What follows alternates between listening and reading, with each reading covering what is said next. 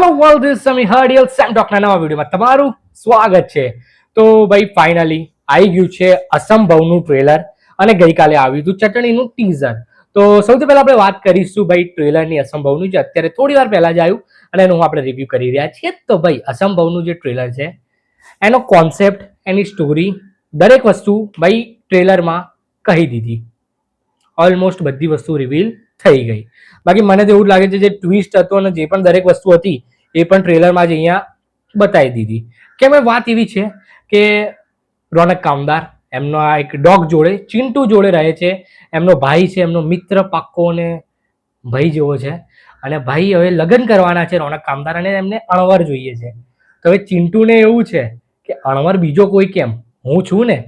તો ભાઈ ભગવાન જોડે જઈને કહે છે કે મને મારા ભાઈના લગ્ન માટે માણસ બનાવી દો, અને મિત્ર ગઢવીની બોડીની અંદર જાય છે. તો મને એવું ત્યાં લાગ્યું મિત્ર ગઢવીનું જે કેરેક્ટર એ કૂતરાની આત્માને જે પણ અંદર જાય એ પહેલા એવું બતાવશે કે એની જોડે પણ કંઈક થયું છે અને એની પણ કંઈક પ્રોબ્લેમ છે. કેમ કે જે રીતે એને પડેલો બતાવ્યો એના પછી તો મને એવું લાગે છે એની જોડે પણ કંઈક તો એવું થયું છે કે જેના કારણે એ વસ્તુનો પણ એક પ્લોટ હશે જે મૂવીની અંદર આપણને જોવા મળશે, એનો પણ એક એંગલ જોવા મળશે. અને એના સિવાય હવે જે કૂતરો બની જાય છે એના પછી તત્સત મુનશી જોડે જે પણ સિક્વન્સીસ આવી રહ્યા છે, તો કાં તો એ જે મિત્ર ગઢવીનો જે કેરેક્ટર છે એ પહેલા જે હતો માણસને જેવો પણ હતો એના કારણે કંઈક એની જોડે ઝઘડો હશે, યા તો પછી અત્યારે જ્યારે કૂતરો બન્યો એના પછી કંઈક ને કંઈક એ કરી રહ્યો છે, કૂતરાઓને સમજાઈ રહ્યો છે, બધી વસ્તુ છે. તો એ વસ્તુની અંદર કંઈક એવું એ તત્સત મુનશીના જે ગુંડો બતાવ્યો છે, ડોન બતાવ્યો છે, તો એની જોડે કંઈક માથાકૂટ કરી નાખશે. એટલે એના પછી એટલે પાછળ પડી જશે, નહીં ભાઈના લગ્ન થવા દે કે નહીં કંઈ કરવા દે. અને એની વચ્ચે ભાઈ મ્યુઝિક ને બીજીએમ જે વર્ક કરે છે ટુ ગુડ. પણ મને સૌથી વધારે મજા આવી તો કોમિક ટાઈમિંગ ભાઈ. એટલે કોમિક ટાઈમિંગ જે ટ્રેલરની અંદર જે કોમેડી પંચીસ જે આપ્યા છે એ વર્ક કરે છે ભાઈ. અને એમાં મને લાસ્ટ વાળું વધારે ગમ્યું.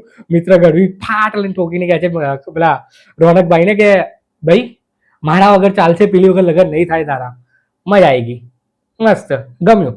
ઇન શોર્ટ હું ટ્રેલરની વાત કરું ઓવરઓલ તો ભાઈ મને ટ્રેલરમાં મજા આવી, ગમ્યું.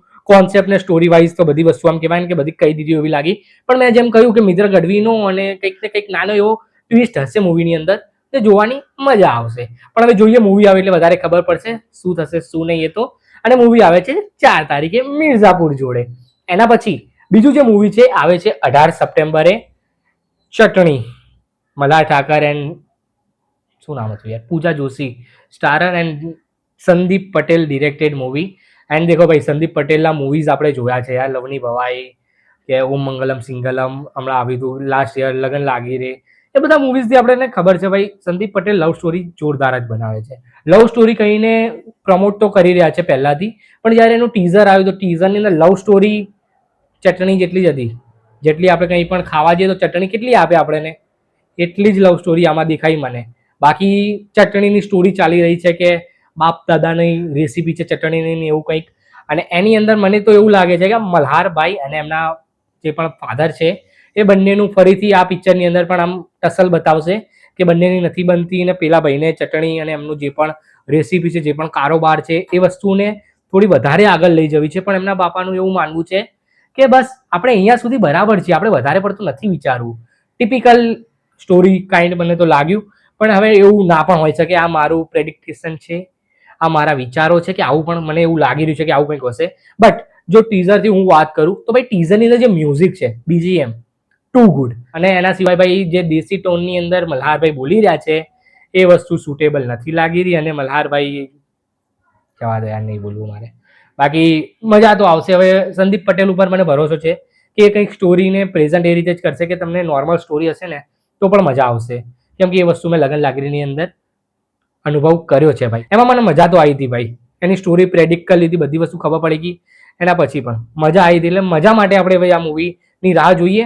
કયા મૂવીનું ટીઝર અને ટ્રેલર તમને વધારે ગમ્યું એ મને કમેન્ટમાં જરૂર જણાવજો.